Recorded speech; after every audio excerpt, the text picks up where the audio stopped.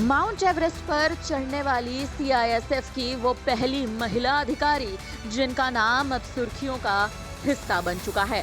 जी हाँ, सीआईएसएफ की sub inspector Gita Samota ने इतिहास रच दिया जब उन्होंने 19 मई 2025 को माउंट एवरेस्ट की चढ़ाई पूरी कर सीआईएसएफ की पहली अधिकारी बनने का गौरव प्राप्त किया है। ये उपलब्धि न केवल उनके संघर्ष और दृढ़ निश्चय की मिसाल है, बल्कि ये भारतीय महिलाओं की साहसिक खेलों और अर्धसैनिक बलों में बढ़ती भागीदारी को भी उजागर करती है। आपको बता दें कि गीता सामोता ने 19 मई 2025 को माउंट एवरेस्ट फतह कर समाचारों में अपनी जगह बना ली थी। आपको ये भी जानकारी दे दें कि वे सीएसएफ की पहली महिला अधिकारी हैं जिन्होंने विश्व की सबसे ऊंची चोटी पर तिरंगा फहराया है। उनका नाम उन साहसिक लोगों में गिना जाता है जिन्होंने कठिन और चुनौतीपूर्ण पर्वतारोही मार्गों को पार कर अपनी योग्यता साबित की है। पर्यटन और साहसिक खेलों के क्षेत्र में गीता सामोता ने कई कठिन पहाड़ों की चढ़ाई की जो आम लोगों के लिए असंभव मानी जाती थी।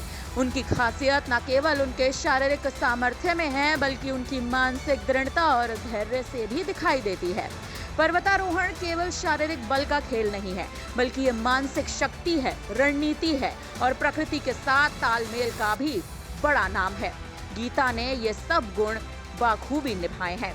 गीता समोता ने यह भी साबित कर दिया है कि यदि मन में दृढ़ संकल्प हो तो कोई भी लक्ष्य कठिन नहीं होता। उन्होंने पर्वतारोहण के माध्यम से लोगों को न केवल प्रकृति के करीब लाने का काम किया, बल्कि महिला सशक्तिकरण का भी संदेश दिया है।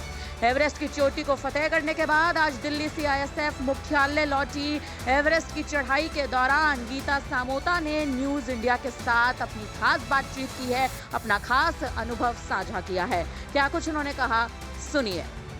सीआईएसएफ की पहली महिला ऑफिसर ने माउंट एवरेस्ट फतेह किया है। ज़्यादा बात करने के लिए हमारे साथ खुद इस समय गीता जी मौजूद हैं, जिनसे बात करके जानेंगे कितनी बड़ी चुनौती उनके लिए रही इस ऊंचाई को फतेह करना।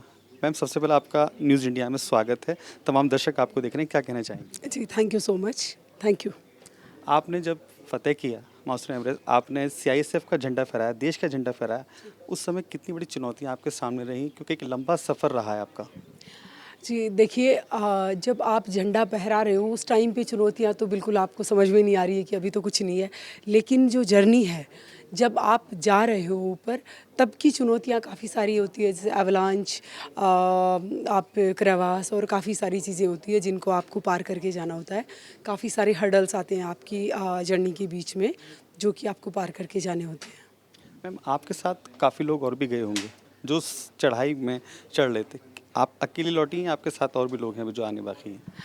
जी, देखिए, माउंटेन्स में क्या, स्पेशली एवरेस्ट में क्या होता है, आपको एक वेदर विंडो मिलता है कि हाँ, इससे इस टाइम तक का वेदर ठीक है और आप उसी टाइम पे क्लाइंब कर पाओ। तो कई बार आपने देखा होगा, न्यूज़ में भी पढ़ा होगा कि बहुत लंबी लाइन होती है ट्रैफिक एवरेस्ट पे। तो जिस दिन मैंने क्लाइंब किया उस दिन ठीक ठाक वेदर था, बहुत अच्छा भी नहीं था, बहुत ख़राब भी नहीं था। तो काफ़ी सारे लोग, हम लोग थोड़ा सा ट्रैफिक में फंसे, लेकिन वो 2-3 घंटे तक का ट्रैफिक था।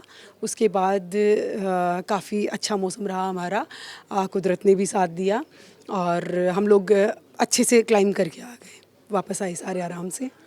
मैम, आप मूल रूप से राजस्थान से रहने वाली हैं, आपके परिवार में 4 बहनें भी हैं।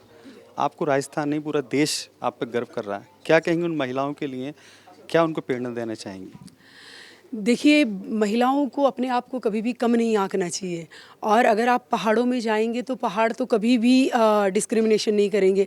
अगर ऐसा नहीं है कि लड़का है तो पहाड़ बिल्कुल रास्ता दे देगा कि अच्छा आप तो जाइए और ऐसा नहीं है कि लड़की है तो कि नहीं नहीं ये तो कमज़ोर होगी। आपका असली दम है वहीं पता चल रहा है कि अगर आप में दम है तो आप चाहे लड़का हो चाहे लड़की हो, आप चढ़ रहे हो। तो लड़कियों को अपने आप को कभी भी कम नहीं समझना चाहिए। इवन मैं सोचती हूँ कि लड़कियाँ जो काम करती है वो लड़कों से बेहतर करती है। तो समाज के बारे में मत सोचिए आपको समाज क्या बोल रहा है, बस अपने सपने अगर आप देख रही है तो अपने सपनों को पूरा करने में जी जान लगा दीजिए और जिस दिन मंजिल मिलेगी पूरा समाज आपके साथ खड़ा मिलेगा, पूरा देश आपके साथ खड़ा मिलेगा।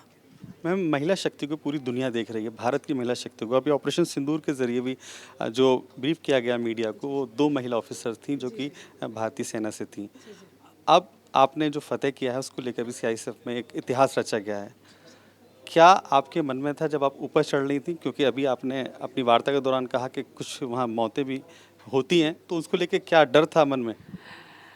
नहीं देखिए, डर तो हम लोगों का इतना ज़्यादा, हम लोग ट्रेनिंग करके जाते हैं फिज़िकली, मेंटली, और मेंटली आप यकीन मानिए कि कहीं ना कहीं हमारे दिमाग में होता है कि शायद मैं भी वापस ना आऊँ। तो अगर ऐसी सिचुएशन में आप खुद ठीक ठाक हो तो मुझे लगता है कि डरने की कोई ज़रूरत, डर नहीं होता, बिल्कुल नहीं होता डर वहाँ पे, क्योंकि वहाँ पे हम लोग पहले मेंटली प्रिपेयर रहते हैं कि हो सकता है हमारे सामने 8 लोग मरे, 10 लोग मरे, 15 मरे, मैं खुद मरूँ, तो डर नहीं होता। आपके मुताबिक माइंड से आपको फ्री रहना बहुत ज़रूरी है। जी, फ्री के साथ साथ स्ट्रॉन्ग रहना बहुत ज़रूरी है।